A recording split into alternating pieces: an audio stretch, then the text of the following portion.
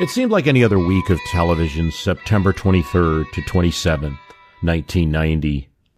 Various programs, The Simpsons, Fresh Prince, Cheers, Full House, Seinfeld, Law and Order. Some things don't change. When something very different happened, Americans, and a lot of Americans, tuned in to public broadcasting, to PBS, for a series about the Civil War. It's 1990, it's the end of the Cold War, looking at things differently. The Civil War's very foreign, but it is a time when the world is changing, and it's a look back to a war that also changed the world. Visually, Ken Burns had developed something that was as simple as umbrella lights and a roving camera. He had hundreds of thousands of archival photographs that exist in various collections that he had access to. So he would slowly zoom in on the photographs, as if you were a person with a magnifying glass looking at them. Not only does it make it visually interesting, but each microsecond that you're viewing the photograph seems a little bit different. I mean, not quite a moving image like a movie, but it's a little bit different. The camera focus becomes important. Look at the soldier's eyes, the musket, the torn uniform, the scars of a slave. Details become clearer at the end of the zoom. And as Ken Burns explains it, if you show a picture of an innocent-looking young man and then zoom down to his pockets where there are two revolvers, you've told the story. People thought that Burns was crazy. His own father asks Ken Burns, like, what are you working on next? Oh, I'm going to do a documentary of the Civil War. What part? His father asks. And when Ken Burns says all of it, his father just walked out of the room. But I also think it's important to talk about something like the history of a history, the history of a documentary, historiography, in a sense. How do you talk about an event, and how does that change over time? Because it's so important to what I do. My history can beat up your politics. And I find myself sympathetic to Ken Burns. This is just a snippet of something that we have on the Premium Podcast. It's just one of many bonus content items that you get with the Premium Podcast. www.myhistorycanbeatupyourpoliticspremium.com. Sign up. It can be as low as $2 a month. What do you get?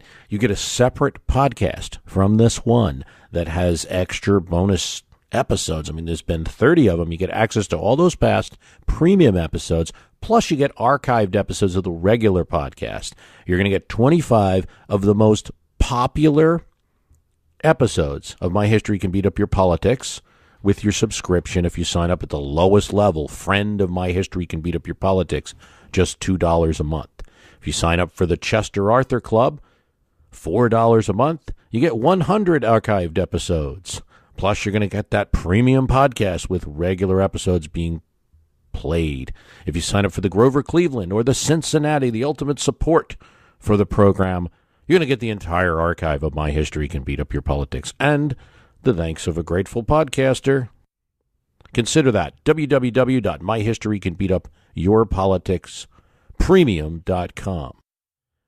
Now I'm going to play an interview that I had very briefly with Chris Novembrino about the whole DNC and Donna Brazile situation, a little bit of history behind parties and candidates and fundraising and that sort of good stuff. Hear it now, and the entire interview will be on the Premium Podcast.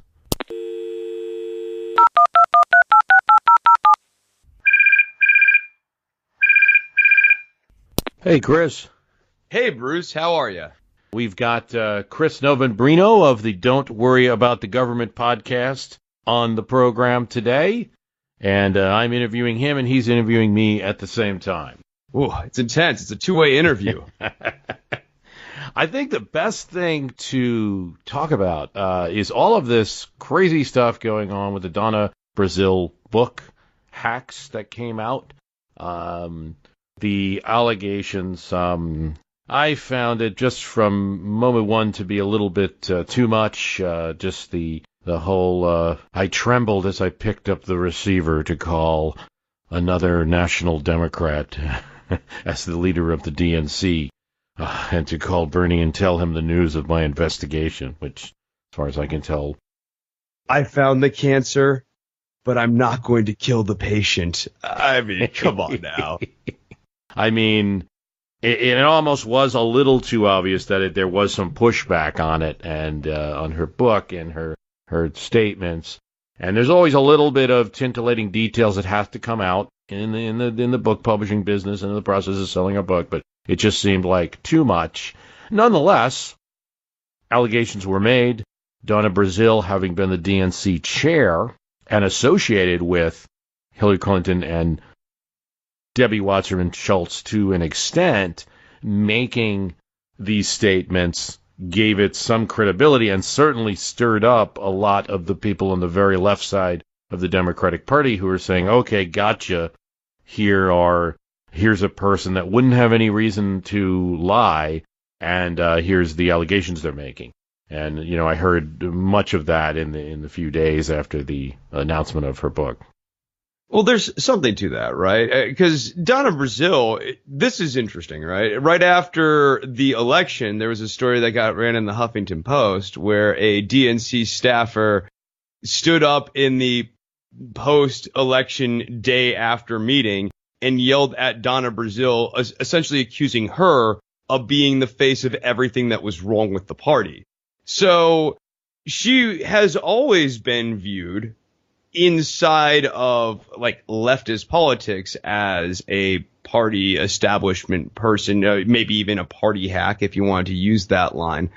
And I have found it really curious that the line of attack that has largely been promulgated from the Democrats has not been an attack against the claims that she makes in her book, which I think are verifiable. She claims on September 12th that she got a phone call from Joe Biden and she got a phone call from Jeff Weaver from the Bernie Sanders campaign, and she had an email exchange with someone from the Martin O'Malley campaign. I don't know why the O'Malley campaign was trying to wheedle their way back in, but come on. Suffice it to say, she claims that she has these communications. So either the communications exist or they don't exist. I think pressure should be brought to bear on her to produce factual evidence to support her claims.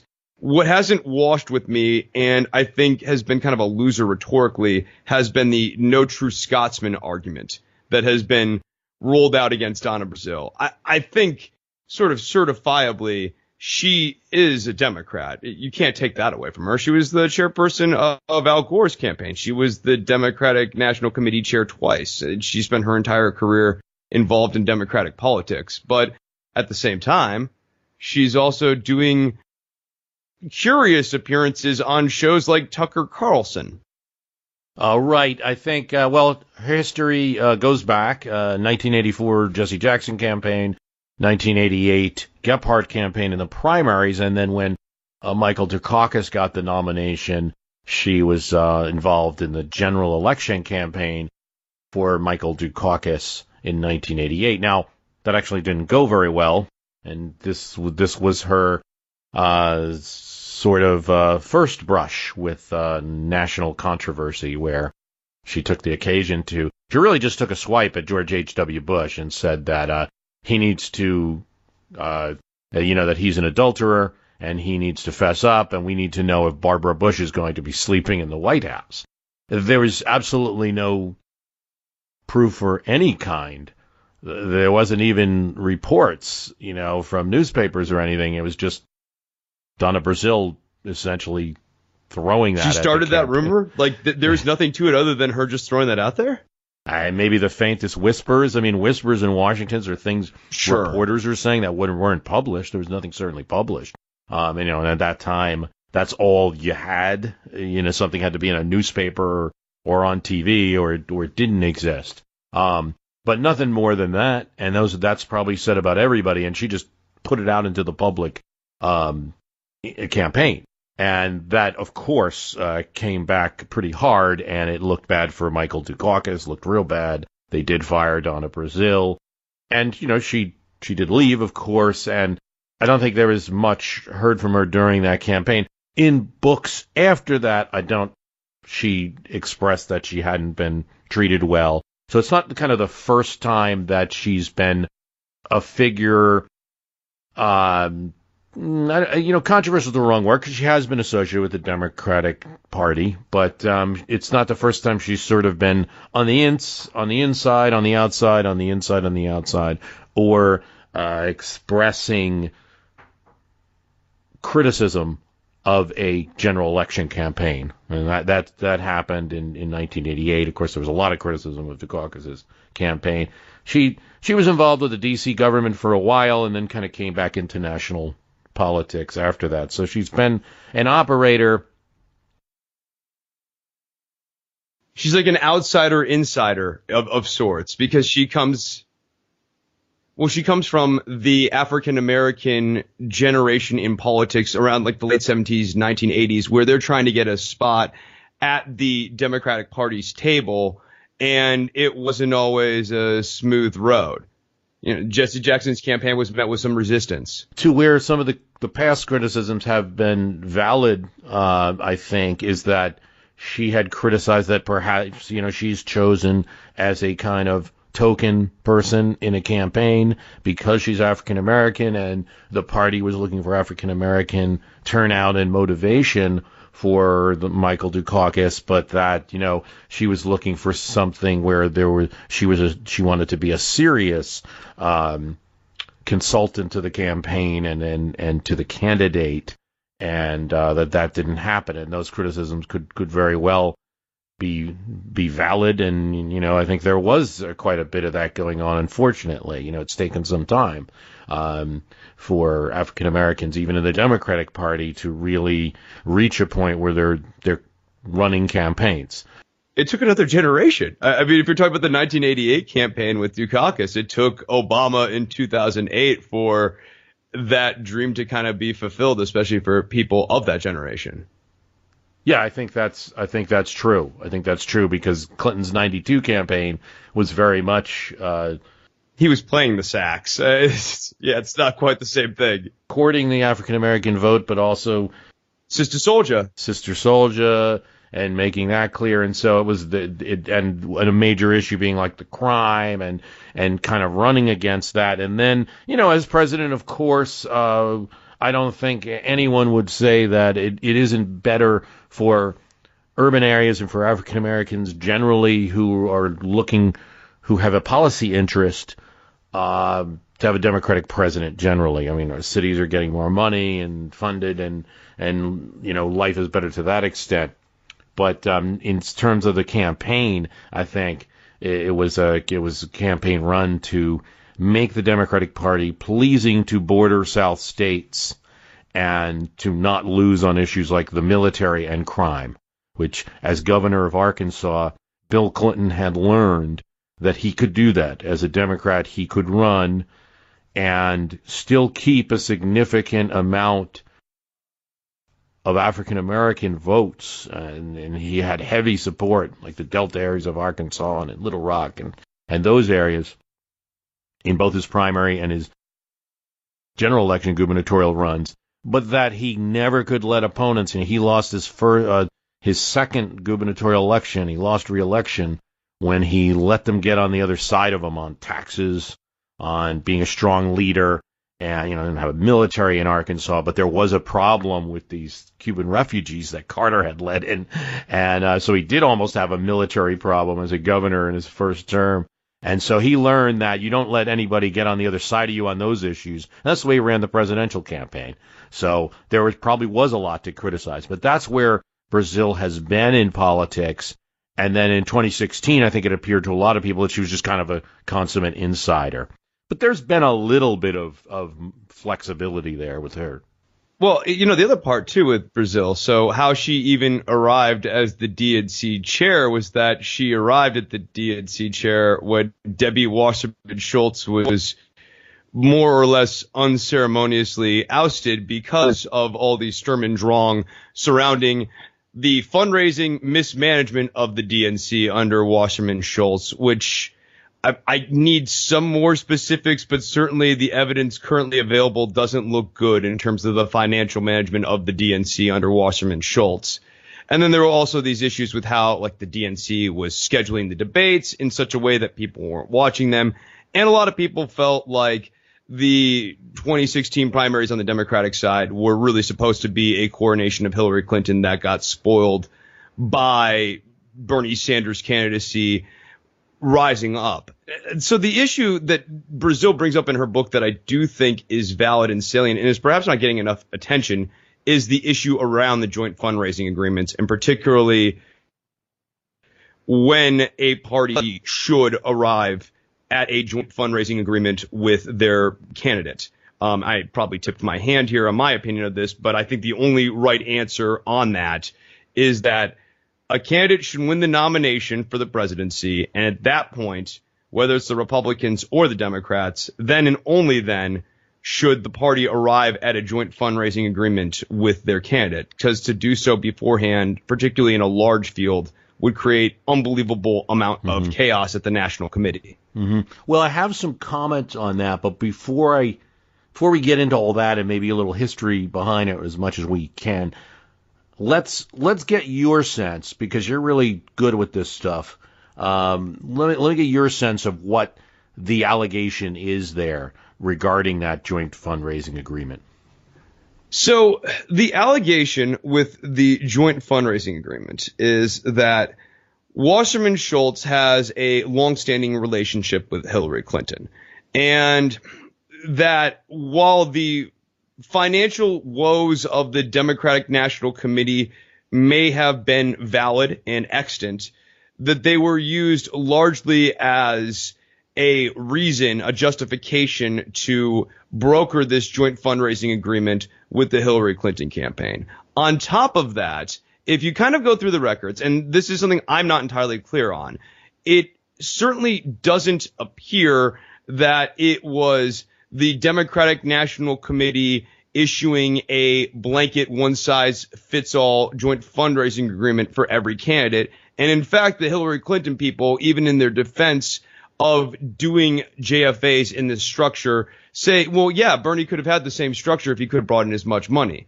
That concedes that this was not going to be a one-size-fits-all thing. So that right there is an issue of equal treatment. I think that's a valid concern. Some of that debate occurred during the primary. I do recall that. There was a lot of debate about, oh, Bernie, you're not, unlike Hillary, you're not bringing money into the DNC. Right. And there was actually issues around that coverage, too, at the same time, about how the DNC and the Hillary Clinton campaign was moving the money around. And so one of the things that the Bernie people were saying was, well, we're not going to give money into the DNC because of the money management scheme that we think is happening at the DNC, which they ended up being right about. So, like, if we're calling that, that certainly is, in my opinion, in the column of the Bernie Sanders people. Is it possible to explain, like, what a joint fundraising agreement kind of is, or what the terms were? Do we not know? And I this is my grandmother used to say, your father has a mechanical mind, which implied that I didn't have one, and you just probably understand this much better than me. Okay, so I'll do the best I can. So the way a joint fundraising agreement occurs, we'll use it the way the Republicans did it. So on the Republican side of the aisle, a candidate, in this case Donald Trump, wins the nomination, and at that point, the candidate's campaign and the party's fate are inextricably linked, because that's the way our system works. So what they do is they commingle their finances together, and they agree to commingle their finances. And obviously, once you're going to start doing that, you're going to be acting in concert with one another. There's going to be frequent communication back and forth, because you don't just give money to people and never talk to them again. That's the way it works. So it's not uncommon. It's actually standard practice for a joint fundraising agreement to be arrived at. Where it's novel is the idea that you would have this commingling with all of these different people. Because what the Clinton people wanted was to also place people on the DNC. Their argument was, well, if we're commingling our finances, we want to have oversight. Makes perfect sense. The part that doesn't make perfect sense is the timing of that, when at that point in the campaign, the function of the National Committee is supposed to be as a referee, effectively. Effectively, yeah. Well, this is something that there's a lot of issues with the perception of that, and that's obvious, and they have to do a better job. Yeah, I think I'll jump in with a couple of things, and then maybe a little history. And the first thought that I have on this joint fundraising is to think about not just the party and the candidates, but the donors, and to think about how it works. And much as we'd like to think that if I was a guy with $1 million, and I know in my history can beat up your politics is we're doing fine, but I'm not a guy with that money, and that I could just spare to donate to candidates or what have you. You'd think that I'd just be catered to with my every whim. And some of it does go on. It's a two-way street a bit. But there's more the candidates commanding donors than you might think. I recall from a work connection, an executive who had connection with senators and basically was at a breakfast meeting. Walks in, senator comes in, guys, we didn't get your check yet. It's almost like the senator knows, like, you're writing a check and you didn't write it yet, and my chief of staff said they didn't get the checks yet. Please write the check, like before the breakfast begins. I mean, these are the kind of things. I mean, it's arrogant. It could be perceived as arrogant, but also look from the politician's side, the rare looking at it that way. Hey, we're doing all the work on behalf of your interests, and so we need you to donate. We appreciate the donation, but we need it to happen. And I think it gets to the point where with very good donor-candidate relationships, they can actually somewhat tell donors to hold off. One of the things that happened in 2012, for instance, is Chris Christie in New Jersey, before his big downfall, kind of. Chris Christie in New Jersey was even being talked about for president, and ordered all New Jersey Republican donors to hold off on giving money to Mitt Romney or any of the other candidates. So they have this kind of power, because think about it, if you're a donor, you want to get the maximum influence out of your donation. So you write $1,000 check to Mitt Romney in violation of what Chris Christie has kind of put out there. You don't have any play with the governor of the state anymore. And so, yeah, you can, you're still a donor. You're always in the driver's seat because of that, but you're not getting the maximum value because the governor's mad at you now. And so it's a reasonable, there might be a time period where you do violate that, but there's this reasonable kind of period where, hey, governor said don't donate, keep us on hold, he might run. And so at a certain point, though, Christie decided not to run. And that came back and bit him. It made the donors more ready to get rid of this guy, because this is a guy who had set up the table as being a bit of a bully. I don't know. On a lot of points, that's probably true. On this particular point, I think it's not uncommon for the governor of a state who might have a presidential ambition to say hold off and things like this going on, or to lock up donors. He did eventually say give to Romney, and endorsed Romney indeed. So this kind of mechanism can happen, and I think the point to be considered here is how well-known Hillary Clinton was, and the relationship with major Democratic donors that the Clintons would have, to the point where the party, without such an agreement, may not have had access to these people. So I'm with you. I think that part of what we saw in the 2016 primaries as well was the Republican Party and the Democratic Party not really being fully equipped to handle the shift in Oh my God, let me try that line again. I'm with you. I think that what we saw in the 2016 Democratic and Republican primaries was both parties not being able to adapt to the shift in our politics that is more anti-establishment. So on the Trump side, Trump was able to come in and really upset the apple cart and really upset the rules, but he did it in such a disruptive and holistic way that the Republican primary structure had to bend to his will. Bernie Sanders came in and did that as well. Now, to your point, Bernie had no relationship with the Democratic donor base. So there's an entire infrastructure that was looking for their portal of control, that was only going to be through the Hillary Clinton campaign. Or, I mean, maybe they could have done it with the Bernie Sanders campaign, but it would have been done on the fly, much more on spec. And so it would be more tenuous. Hillary Clinton was a known entity. And I think Bernie's success in the primaries, which was surprising to me, I think it was probably surprising to you as well. Yes. I didn't think he was going to perform like this. I think it's more of a reflection of the sign of the times than necessarily anything he was doing. Yeah, I knew that he was probably going. I said a year before, before I even knew what candidates would be. Maybe Warren was going to run or something like that. I said there's going to be a surprise in either Iowa or New Hampshire. And even after Bernie won New Hampshire, I thought that was the biggest win he was going to have. So obviously that was, we that's prognostication is a dangerous business, and all of that. And I think the one comment important to make, overriding everything we're discussing as we get into the nooks and crannies, and I might talk a little bit about more history of parties and donors and things like that and control. Overriding this is the public relations failure of all of this. So we didn't predict it, like normal prognosticators didn't predict it. People in these campaigns need to adjust day to day. As Bernie got stronger and stronger, the public relations strategy was terrible. It was like, well, let's beat this guy. And it is a primary campaign, and I do think some of the hindsight of attacking a person for essentially running a primary campaign, it is a primary campaign, and there's going to be attacks back and forth within some kind of ceiling of how intense the attack should be.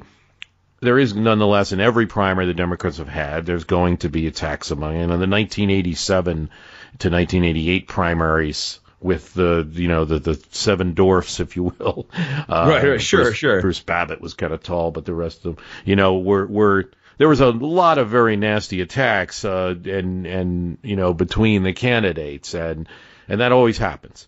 But it should have been anticipated that Bernie Sanders was more than a candidate, that there was a movement behind it, and a movement that could be very useful for the other elements of the Democratic Party in a coalition.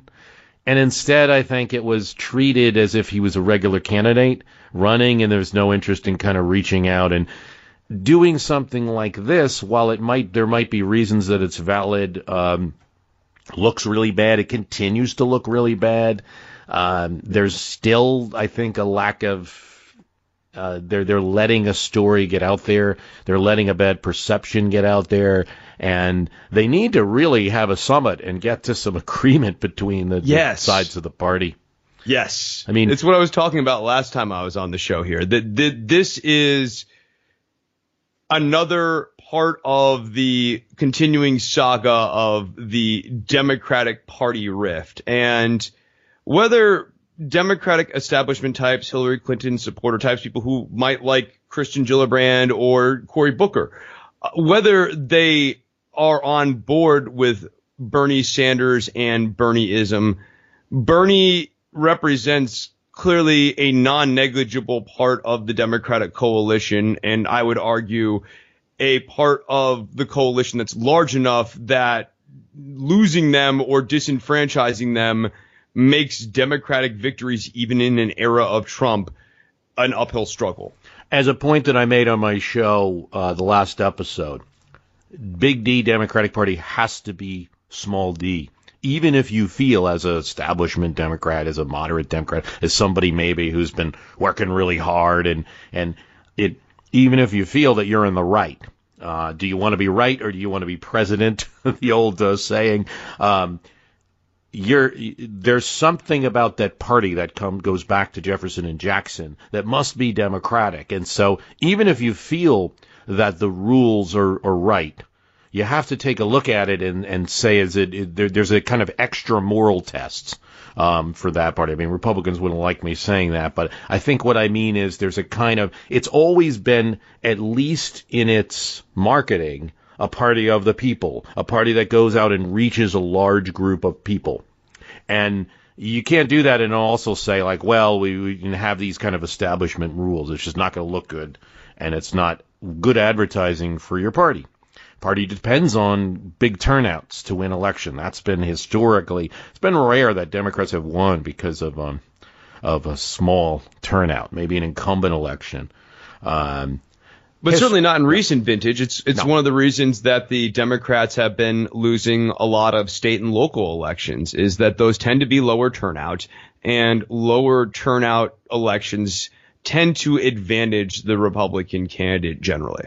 And they don't tend to, one observation about all the state and local races, they're horrible for if your party's strategy is going to be that you're using the internet to mobilize people, that you're it's a new kind of politics, you're getting new voters out, and if you have a strategy that's very media driven, whether we agree with the argument or not, there's a contention that the left has the media, and certainly I will say, candidate like say an Obama is definitely media driven. It's a top of the ticket driven strategy, and you're going to get turnout. He got good turnout in 2008 and in 2012, but in state elections, there's limited state coverage of politics. We don't sit and watch on the TV every day about what's going on, in Tallahassee or Jefferson City or Sacramento or Trenton. We hear about what's going on in Washington day after day. It's probably too much for the amount of output, for the amount going on. Maybe with the Trump administration, that's changed a little. But it's probably too much coverage, too much diet. There's not as much state coverage. Most state TV is very low audience. It will tend to be an older audience for state politics. If they continue on that kind of strategy, they'll probably always have a problem there until there's better coverage of state elections. Yeah, typically, if you know who your governor is and they are well known across the country, it's because your governor is doing something bad. So given all this, that you don't have that advantage that the RNC probably has in state elections and will somewhat continue to have, you have to go for the turnout blizzard. That's your strategy. That you can just awake these shock troops that come out and vote, as had happened in the elections in Virginia and New Jersey and other elections in the off year here. And off years sometimes say things about national politics. I think they're often overstated. It's almost always brought up what happens, particularly with that New Jersey election, because it's very often the opposite of the presidential election. I went all the way back to George McClellan in 1881, and he was elected as a Democrat after Garfield had been elected as a Republican, and people brought that up, that the Democrats are coming back after their election loss in 1880. So it happens, but it doesn't. If it's going to make a real statement, is that statement going to be real will depend on turnout and angering people and not having good public relations. My observation would be there's trouble there. They got to work something out. I'm not in charge. Then they don't pay me. No, the check bounced. Last week's check bounced. I'm unimpressed by the job that Tom Perez has done so far. Well, I think it's an establishment choice, and he's probably, because this is all that matters, the perception, and if it's just these kind of halfway or middling choices, or if he doesn't have enough real power or whatever it is, it's difficult. A little bit, I think, of history here about parties and candidates, because in the larger arc of history, I don't think it's that strange that a leading candidate or leading faction in the party controls the party. And I don't think that these DNC elections or nomination contests are really always absolute, neutral events. And there's a big history between with parties getting bankrupt after an election. I mean, they spend everything they can to win, and then they're often just sources of debt. Go way back, 1924, they had this huge convention in New York that lasted many days and 104 ballots. It went on, and they incurred this huge debt. So in order to pay that debt for the 1928 convention, they had to have it in Houston. And the reason they did is because this fellow, Jesse Jones, in Houston, I hope I have the name right because he's a prominent figure there. There's still things named after Jones. I believe it was Jesse Jones. Prominent merchant, maybe some oil early on. He hosted the 1928 convention. They barely had a convention hall, ready to hold all the Democrats, but that's because he offered to finance some of that debt and also host the convention for free if Democrats had it in Houston. So everybody went down to Houston and had the convention there. One of the funny stories about it, that's the convention that nominates Al Smith. Now, Al Smith was a wet, and the New York City Tammany Hall guys were known for drinking a bit, but, Houston at that time was a dry town, and so they weren't able to, so they were told by the Tammany Hall leaders just to do a lot of, calisthenics and, try to avoid the urge and then go drink when they got home. Al Smith also got the nomination, and he was connected to Jones. He had won the Texas delegation over. So it was both a way of paying the debt of the Democratic Party and also getting Al Smith the nomination. And that's just one of many things. I think back to a candidate like the last candidate that I really think is comparable to Bernie Sanders in a sense would be George McGovern in 1972. And I do believe if you look at that contest, he had to fight the DNC itself and the establishment at the Democratic convention in order to win the DNC over. They were not, the Democratic establishment was not working for him. And they actually, the chairman resigned or offered to resign after his nomination because it's like, you're in control of this now. He replaces the DNC chair once he wins the nomination. But up until the point where he got the nomination, he had to fight a lot of the DNC. And I don't think fundraising was as well documented. It was documented, but I think there was a lot of informal, whether you had these joint fundraising agreements or not, there was a lot of informal control. You're not going to get the fundraising from this labor union or that labor union if you're not with us. If you're not, in 68, Humphrey's campaign was pretty much run by the AFL-CIO. And, I don't, Eugene McCarthy or other candidates running or Bobby Kennedy during the time. They're not going to have access to some of the same city bosses or labor unions that would have raised money. So I think that, it's not entirely without history that that there's this deep connection between one faction and the party until the nomination is won by somebody. But and it's really rare that there would be an absolute neutral feel. Party regulars would have no desire to decide who's going to be the party's head going into a general election that they all want to win, and B, deciding who's going to be their new boss, which is what happens when a candidate wins the nomination. They generally replace the DNC chair. They can. So it's expecting neutrality is probably something that historically is strange. Now that's me talking. I know that a lot of people listening, and especially a lot of new voters and people that were energized by, say, Sanders, aren't going to like that very much. And they would like to see that history change. History's fine. History needs to change. We have to move into the future, that kind of thing. So, and I also understand that argument, and I would cast that over to Perez and others. If they're running a party, they have to consider what this looks like. And how are you going to make this better going into particularly into 2020?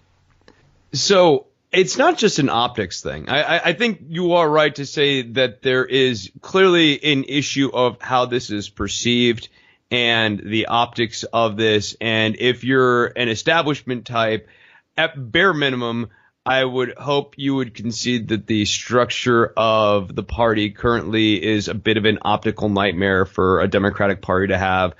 Clearly not Democratic tendencies inside of it, like superdelegates, like having a coronation ceremony disguised as a primary system in 2016. Those are problems. But I think there's actually a bigger issue here in that because the way the Democrats have currently structured their primaries are almost in a coronation style, you're not actually using the primary system to do the most useful thing, which is find the best and strongest candidate. So I think probably the more salient criticism isn't just on the optics side. It's that you're not using the primaries to go through this field. And let's take a real look at Martin O'Malley. I don't know why, or Jim Webb. Again, I'm not sure why, but to actually have those people stand scrutiny and see if any of those people catch on with the general public, like a Bernie Sanders. This is a guy who you wouldn't have thought would have caught on in 2008 and probably wouldn't have caught on in 2012. But this was his moment. Maybe there's something here. But even at bare minimum, it might tell us something really useful about the coalition and how to coalition build going forward. I think that's definitely more of a lesson now with 2016. But I also think what I would say to that is I believe that a lot of people really did think that they had the candidate. Like, in other words, Hillary Clinton looked good for a lot of reasons. At least this is a very establishment kind of viewpoint. Secretary of State, well-known first name. Woman president, First woman well-known president. The very fact that she has access to all these donors, while it's a negative, it really did. It was strange that it became a negative during the campaign. You have to think about it that way. That's more the result of having Trump as a candidate who was able to say, like, hey, I'm not doing all this fundraising. But any other RNC typical candidate, Jeb Bush or such, would have had a difficult time running against fundraising like that, or making a fundraising such a bad thing for a lot of Democratic candidates, because the party always struggles with this fundraising, or it hasn't had in the past. That actually looked like an asset. Now we look at it like wasted money. But I think it's important to note here, too, is that I don't think that Hillary Clinton and her campaign striking the joint fundraising agreement with the DNC in August of 2015 was a play designed to thwart Bernie Sanders. I actually don't think that they were thinking a whole hell of a lot about Bernie Sanders' candidacy being a serious candidacy in August of 2015. Right, and I think if it had happened in 2016, it would almost be more of a guilty action, right? I mean, the 2015 indicates it's a bad look. Well, I've been speaking with Chris Novembrino of the Don't Worry About the Government podcast. Chris, you also have a wrestling podcast. What's the name of that? I do. It is called Lucha of the Hidden Temple. It is over on Voices of Wrestling. We're very excited to announce that there will be a season 4 of Lucha of the Hidden Temple. For those of you who are listening to this show, I'm well known in the politics realm. I'm actually more well known in the wrestling realm. I'm not sure how I feel about that, but I'm happy to have listeners wherever they are. And we will be back at some point in 2018 with more episodes of Lucha the Hidden Temple. My news and politics show is called Don't Worry About the Government. You can find us over at patreon.com/DWATG. Our homepage is don'tworry.tv. On Twitter, we are at DWATG. And I am on Twitter individually at CHRISNOVEMBRINO. Thank you so much for having me on again, Bruce. Chris, thanks for coming on the program. Thanks for listening, and remember, subscribe to the Premium Podcast at www.myhistorycanbeatupyourpoliticspremium.com, and you'll hear the whole interview with Chris. Thanks for listening.